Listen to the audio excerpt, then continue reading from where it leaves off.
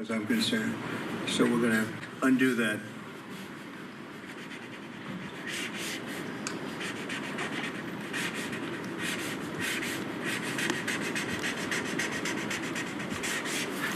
All right. That's Devin Archer. Congratulations, Devin. Next, sir, we have a presidential memorandum for your attention. This memorandum requires the immediate declassification of all FBI files relating to the Crossfire Hurricane investigation.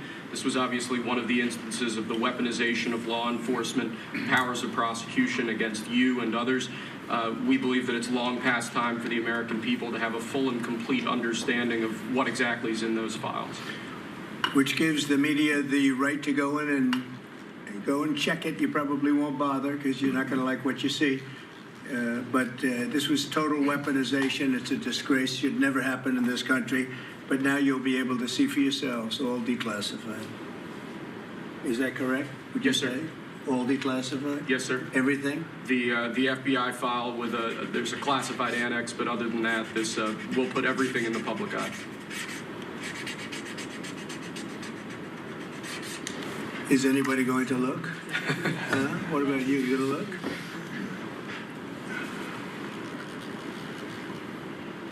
And frankly, the FBI should be ashamed of themselves, and so should the Department of Justice, and so should Biden. Okay? Next, sir, we have an executive order for your attention. We've taken action against a number of law firms that have participated either in the weaponization of government, the weaponization of the legal system for political ends, or have otherwise engaged in illegal or inappropriate activities. The law firm of Jenner and Block is one of these law firms. This is a law firm that, as you know, employed Andrew Weissman after he came off of the Mueller investigation. It's a law firm that's engaged in invidious racially and sexually discriminatory practices. It's also a law firm that has participated in the weaponization of the legal system against American principles and values. And we believe that the measures in this executive order will help correct that. And Andrew Weissman is the main culprit? He's certainly... With respect to this firm? He is one of a number of reasons that we believe this executive order is warranted. He's a bad guy.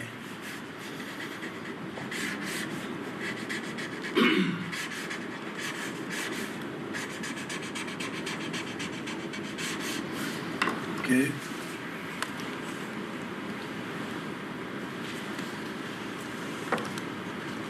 Next, sir, we have an executive order for your attention relating actually to government payments.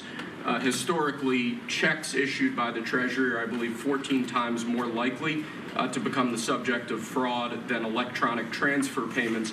This is an executive order that's going to push the Treasury Department to modernize its payment system to ensure that where possible they're using electronic methods of payment as opposed to paper checks in order to reduce waste, fraud, and abuse in the government, which is obviously an endeavor that we've been pursuing in numerous aspects of government under your leadership. It's basically modernization of equipment and methods, and it's something that really I think he's going to be a great Secretary of the Treasury, wanted, Scott. And so we're doing this, and we have other modernization programs going on. We could let somebody else, whoever's next, whoever that may be, do it, but it's something that should have been done 25, 30 years ago.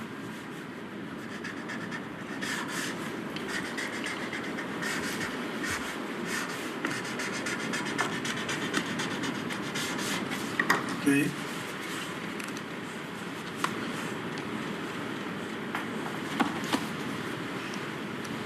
Along similar lines, sir, this is an executive order. We're calling it Protecting America's Bank Account. The basic idea here is that instead of having lots of different departments and agencies and offices issuing payment, often without justification, often without any provided rationale, we're going to be centraling payment processes where possible in the Department of the Treasury and ensuring that measures are taken in Treasury against waste, fraud, and abuse to ensure that money that's leaving the public Treasury is as protected as it possibly can be. All right, good.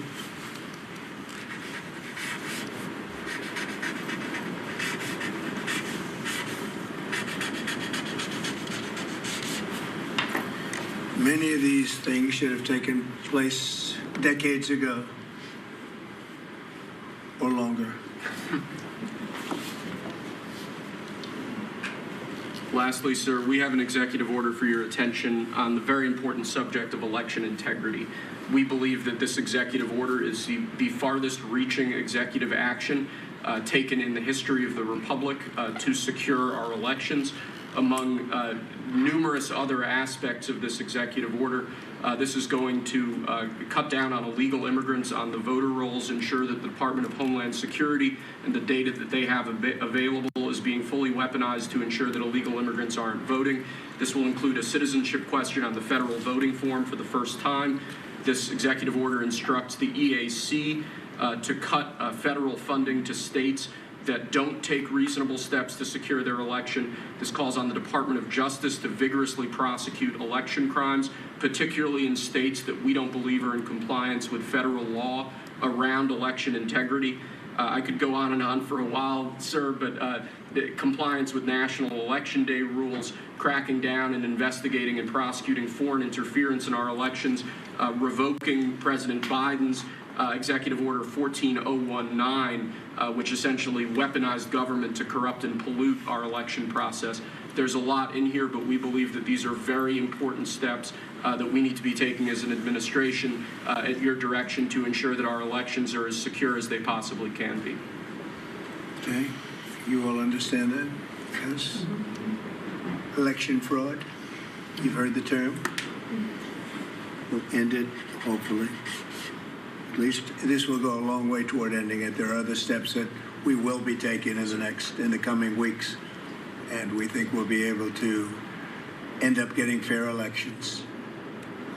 Perhaps some people think I shouldn't be complaining because we won in a landslide, but we got to straighten out our election. This country is so sick because of the election, the fake elections and the bad elections, and we're going to straighten it out one way or the other.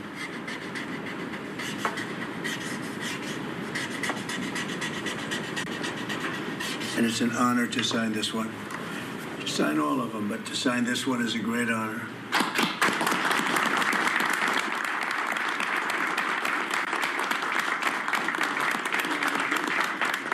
Excuse me. Thank you very much. Sorry, sir.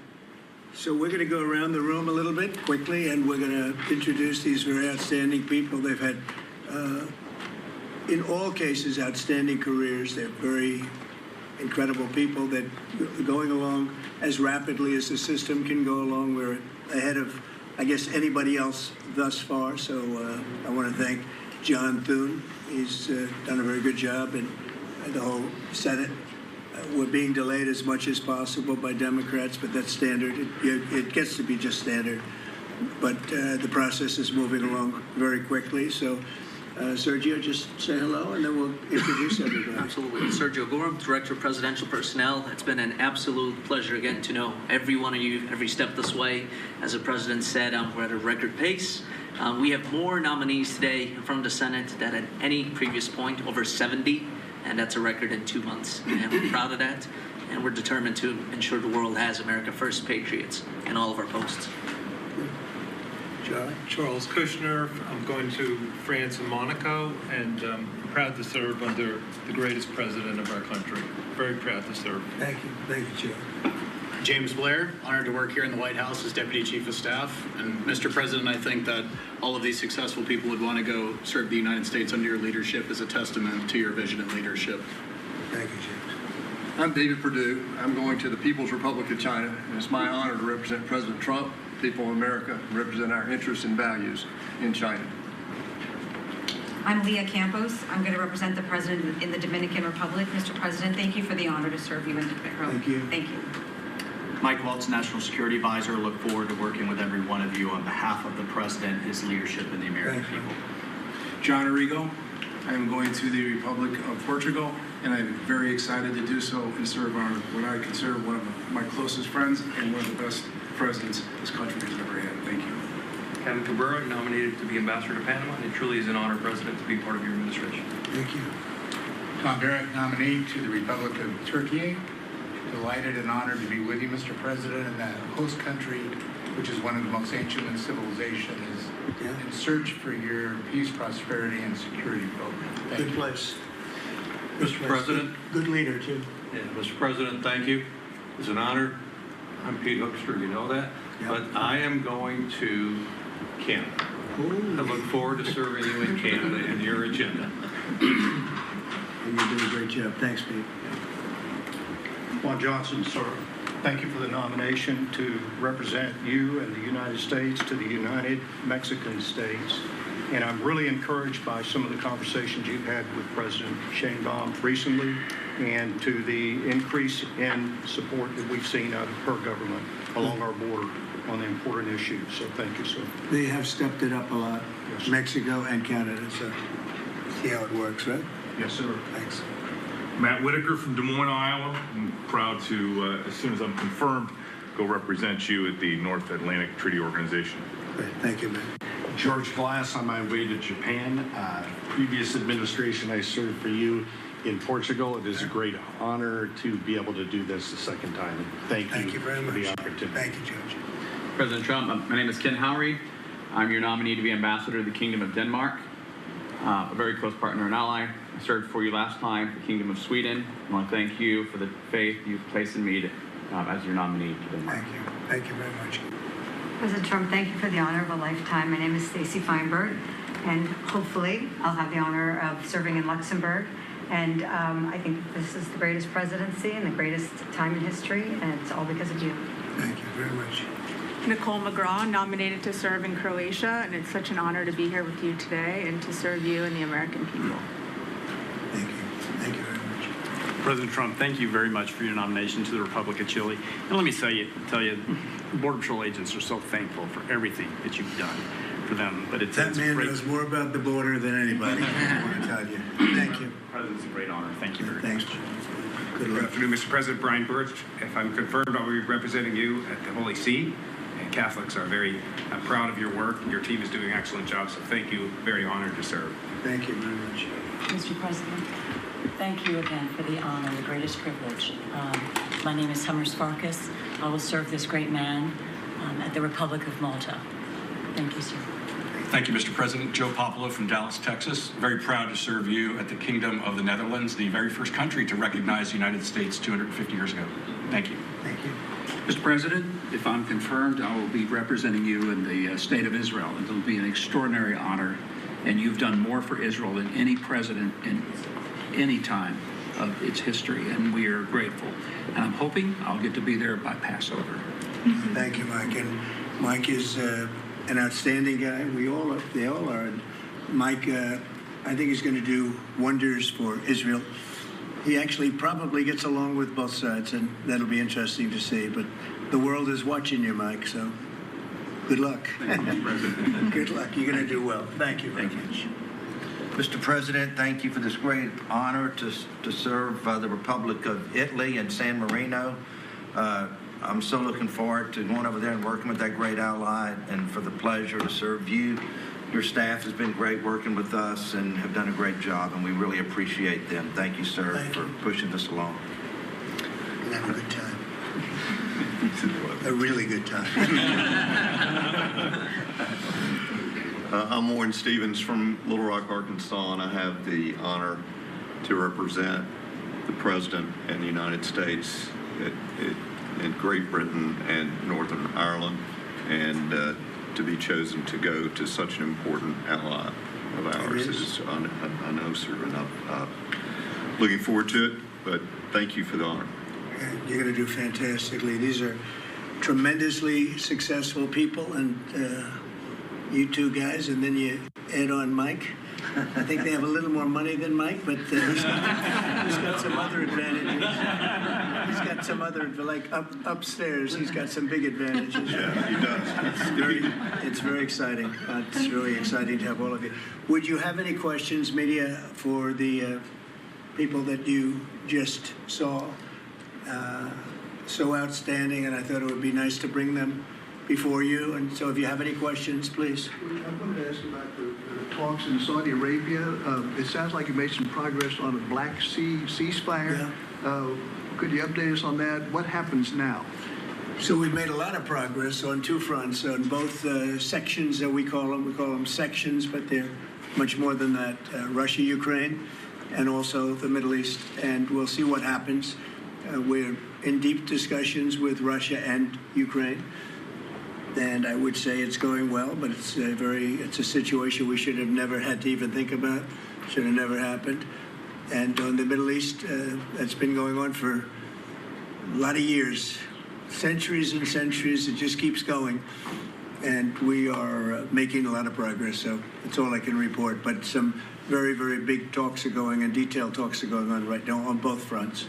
Mr. President, you said that your national security advisor learned a lesson after a reporter... Wait a minute, excuse me, I didn't pick you. Go ahead, please. Mr. President, the ceasefire agreement that was broken today allows for third-party countries to help implement the agreement. What does that look like and who's going to be involved? The ceasefire agreement? Yes, the maritime ceasefire agreement between Russia and Ukraine. Well, they're going to get together. Look, it's they agreed to something and it got broken. There's tremendous animosity. There's a lot of hatred, as you can probably tell.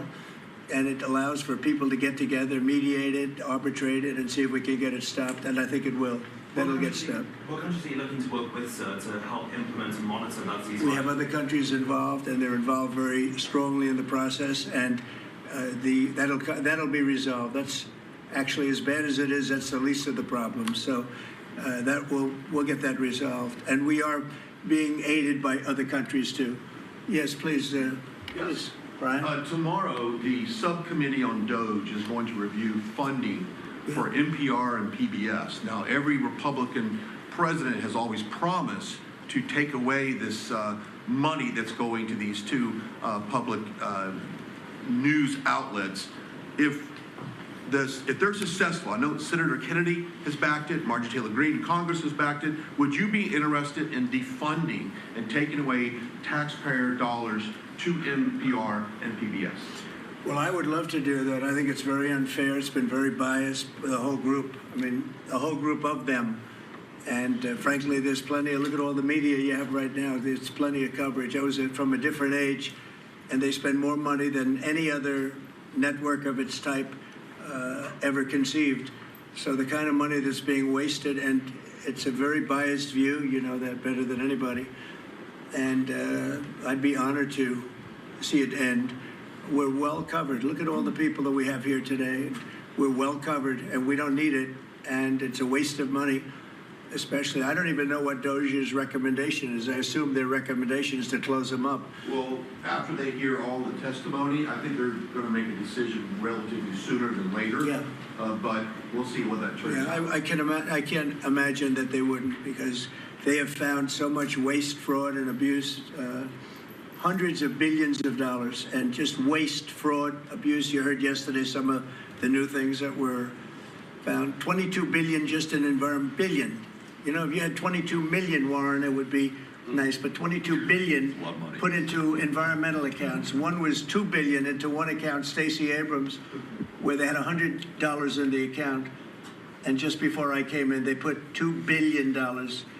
And you guys are looking, so you mean 2 million or maybe 200,000? No, $2 billion were put in the account. What do you think of that, Mike? Do you think that's a straight deal? $2 billion? Just write me the check, Mr. President. I'll take me to Israel. It's a horrible thing, and we have so many of those things. So they've done an incredible job, and the country wants to hear it. I think DOGE is actually very popular because of what's happening. They're hearing about all of these scams and for big money, tremendous amount. And when you add it up, just hundreds of billions of dollars being wasted, and much of it's fraud. You know, we talk about waste. And it is waste and abuse, but a lot of it's fraud, too. Yeah, go ahead, Brian. I just want to follow up on that. If Planned Parenthood is defunded, would you look into the harvesting of baby organs that they've done throughout the years and maybe go after some criminal prosecution on that? Well, I think you're talking about a subject that is a heated subject.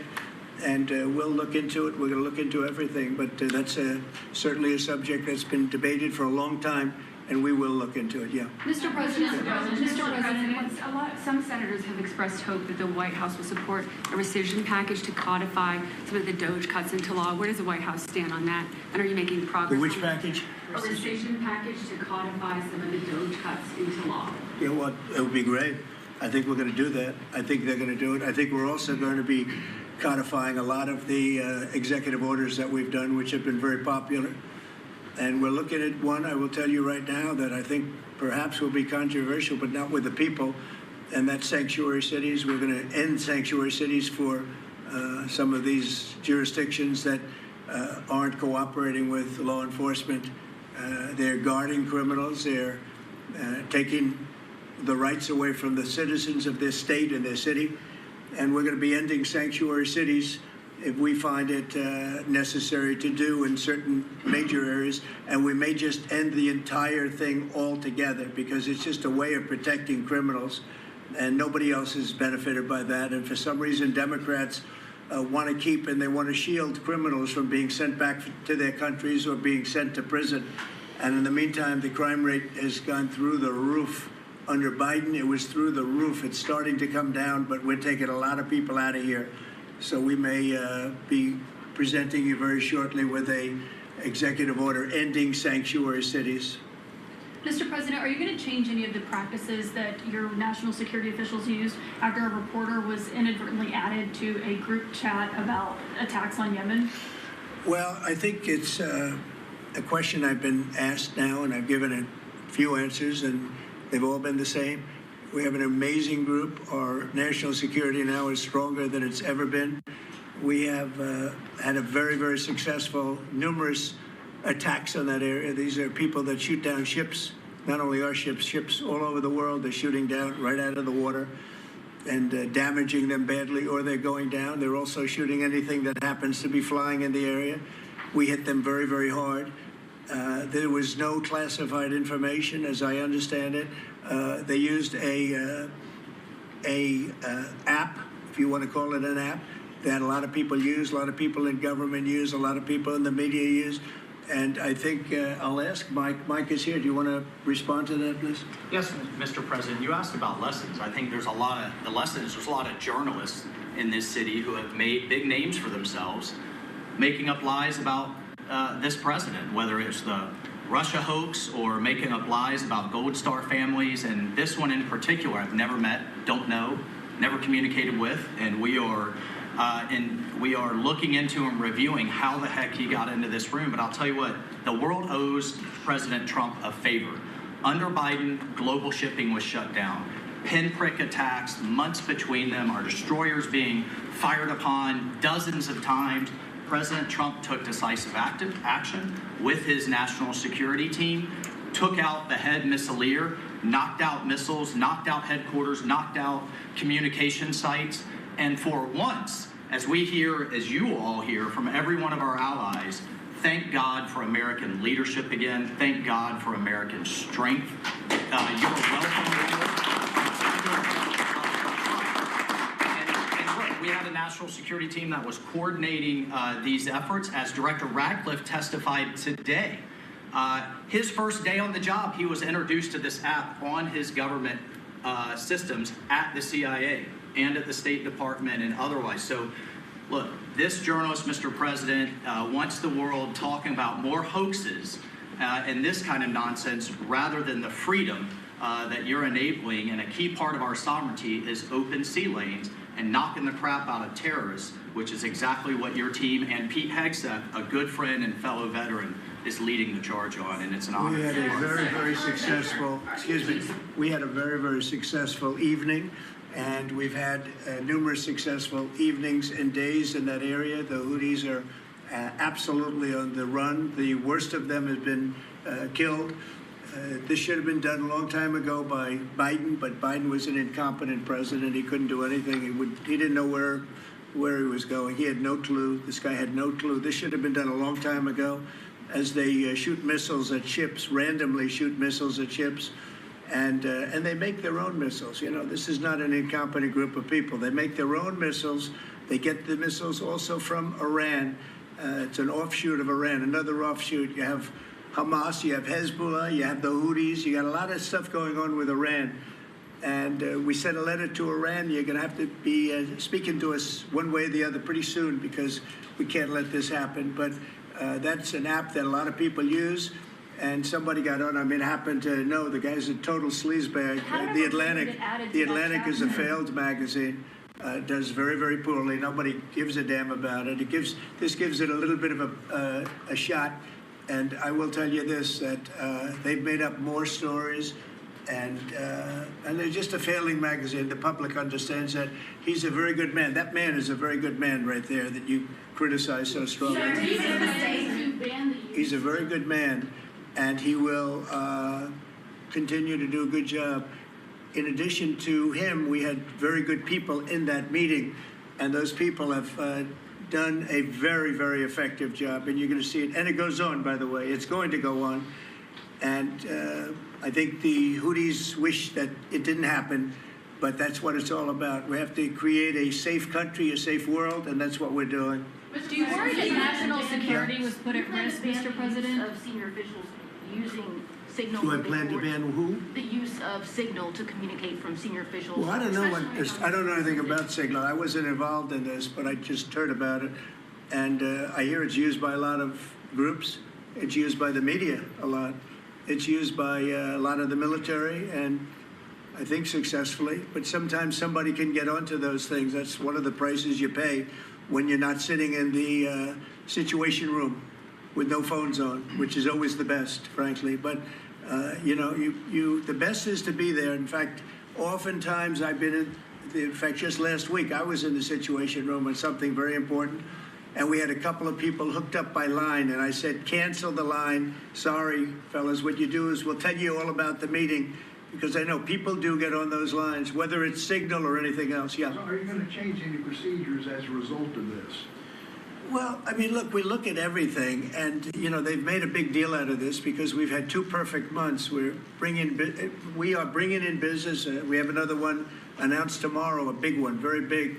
Like in the history of our country, nobody's ever seen anything like it. And I think probably a lot of people are saying they started by saying it was the greatest first month that a president has ever had, and I think that's true. And now they say it's the best second month, and they had to find something. And this certainly will look at this, but the main thing was nothing happened. The attack was totally successful.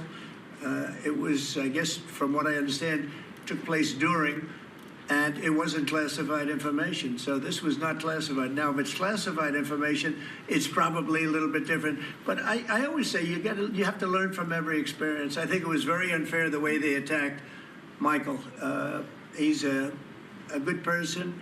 The person that was on just happens to be a sleazebag, so maybe that's just coincidence. I don't know. But you are going to conduct an investigation. Would it be a problem if the Atlantic released all the text messages if they're not classified? Well, I don't know. I'd have to ask the military about that because, maybe you wouldn't want that. I don't know. I will say this, that from what I heard, the man that we're talking about, who's not somebody that I don't think most people have ever heard of, he found it very boring and he left early. He got off the line very early. So I can't speak to it other than that. So he's made up a lot of stories, and I think he's basically bad for the country. But it's a failing venture, very failing venture. They're very upset. And a thing like this is publicity for them. But I don't think we should allow people that are very good, like that man sitting right at the end of the table who's done a great job. We shouldn't allow them to be hurt by it. Mr. President, can I follow up on that? Yeah, go ahead. Are you saying you're okay with the continued use of signal by administration officials? No, that's not what I said. I said we'll look into it, but everybody else seems to be using it. It seems to be the #1 used device or app, whatever you want to call it, and we will certainly look.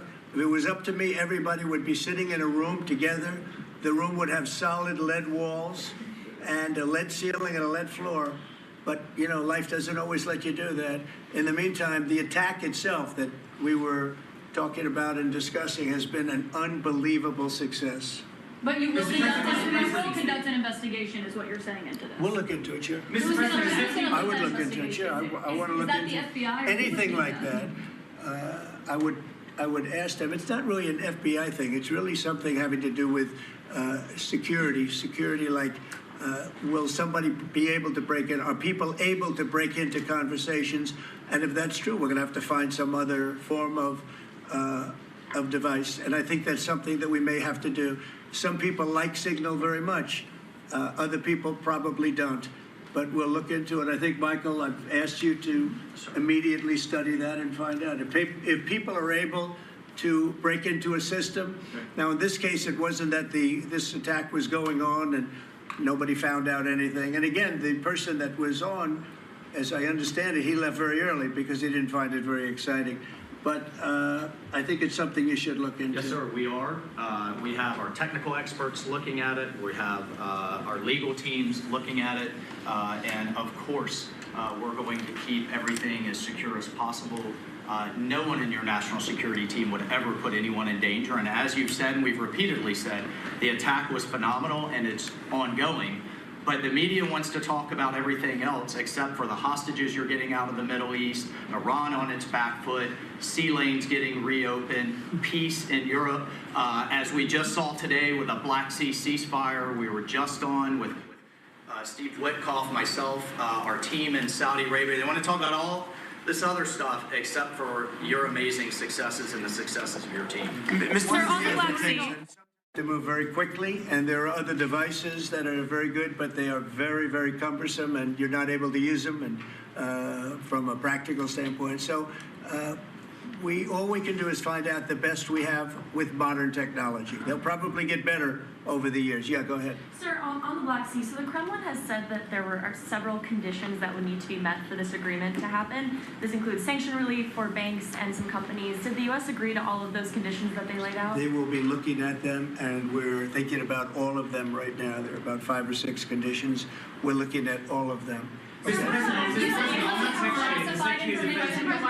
said that it's looking into how journalists got added to that signal chat. Is it possible that there could be a firing of even a lower mid-level official once that person is identified? About what? About the signal chat that we've been discussing. We've pretty much looked into it. It's pretty simple, to be honest. It's not, it's just something that can happen. It can happen.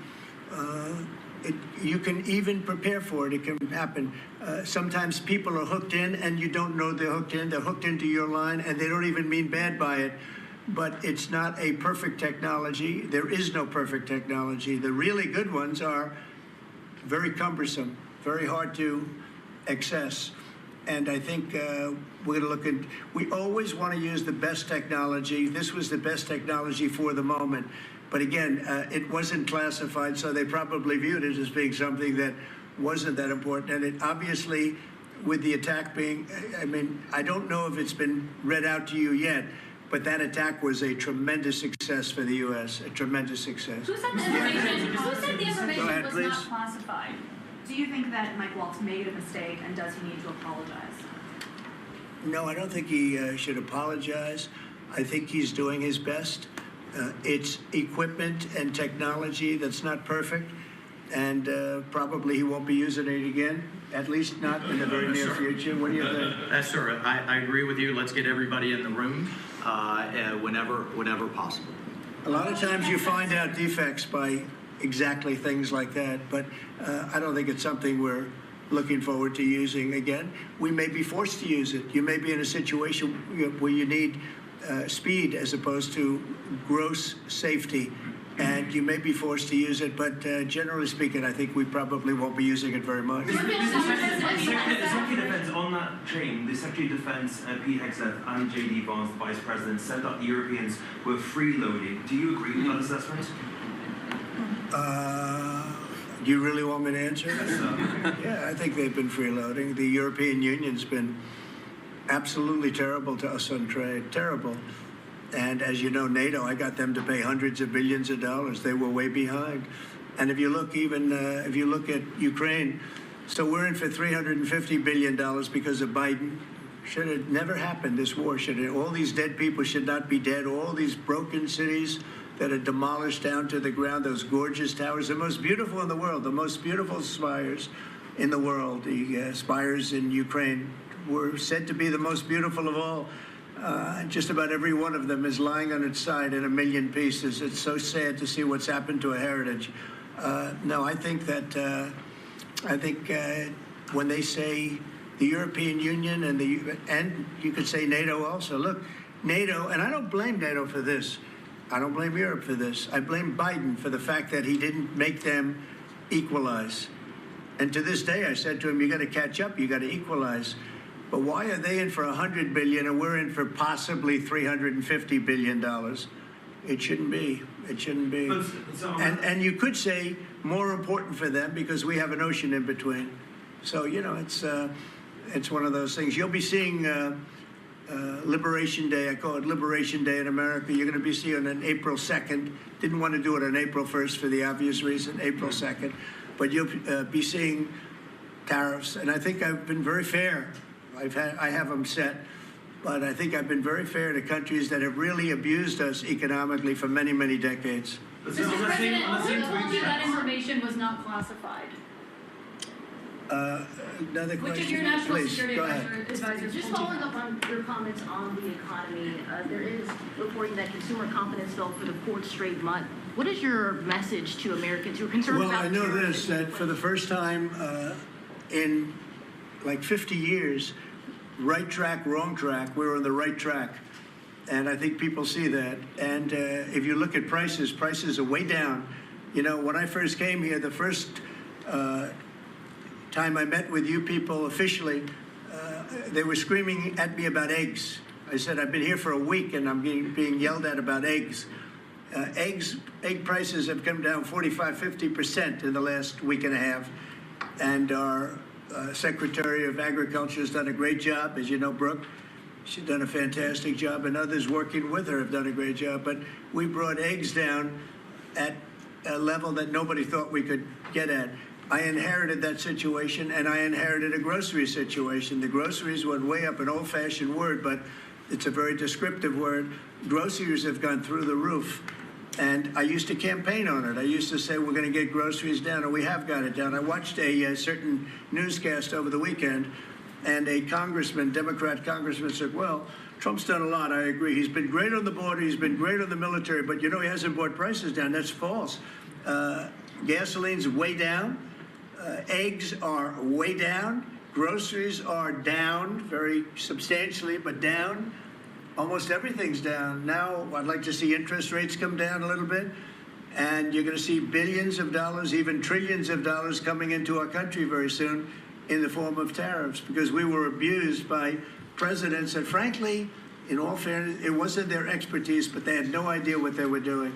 Mr. President, you say tariffs will create more jobs here in America. Oh, So yeah, sure. It's which going to states- agree. which states It'll create a lot of money and more jobs. But if you look, so in the last, these gentlemen would know about it, and ladies, because some of the ladies are great businessmen in this room that are becoming ambassadors. Great, really great, top of the line.